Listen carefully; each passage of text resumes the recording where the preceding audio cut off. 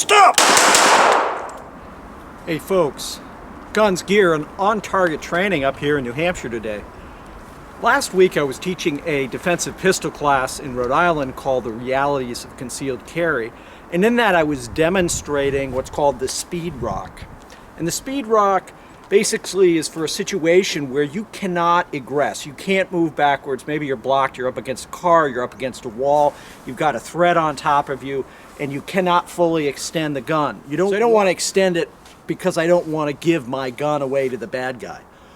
So in that demonstration, I was going from a strong side outside the waistband holster, and I was doing that without cover so I could show folks what it looked like.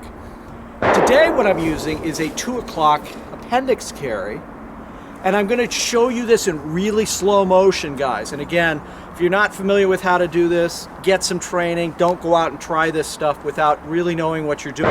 Remember, finger is off the trigger until you're actually on target and you made a conscious decision to press the shot. One of the biggest things we have to do here is be aware of where our appendages are, our arms, maybe my stomach, whatever it is. So in this situation, I like to be slightly bladed if I can to the threat rather than straight on. If I can get my left foot out a little bit, again, I've got something up against me. And, I'm trying to fight the person off or keep them away. Now, with a 2 o'clock carry, I got to do the rip from here, get my arm out of the way as I make that presentation. So again, I'm fighting, I'm striking, whatever. I can't move back. And I'm just going to go ahead and deliver those hits to the lower pelvic region of the threat. So again, I can't rip with my left hand.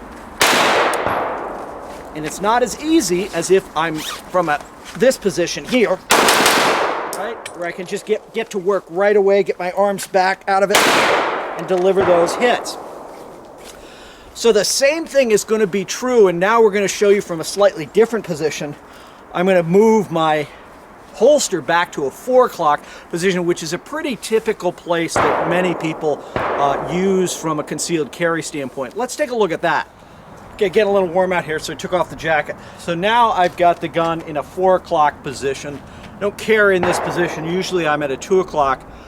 But again, same rules apply here. I'm slightly bladed to the target. Maybe I can get a strike into the face or neck or knock them off balance, right? And as I do that, again, we're going slow. Going to clear the holster. Finger is straight until I decide I'm going to that position, right? I don't want to get on the trigger until I've made a decision to do it. Grapple, grapple, fight, fight, fight. And then I'm going right to work. Again, really hyper aware of where my muzzle is and where my non-dominant hand is, or could be my stomach, right?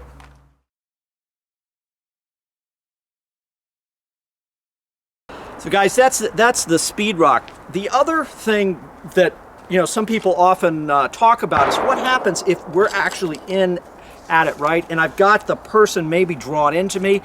I'm trying to wrap them up. He's trying to wrap me up. Same thing. Again, hyper aware of where my arm is. I'm going to aim down into the pelvic girdle area versus up where my arm is. Again, what I'm showing you here is I've got my arm wrapped around the neck of the threat, and then I'm going to work, trying to keep the gun back so it's rotated slightly out, and then dealing with whatever I need to deal with in terms of that threat. And again, don't try this. Go get some formal training on how to do this. I'm going super slow. You'd want to practice this dry first. You'd want to do it with a blue gun and really make sure that you're being safe before you're trying to actually use live ammunition. Well guys, thanks so much for watching. As always, stay safe.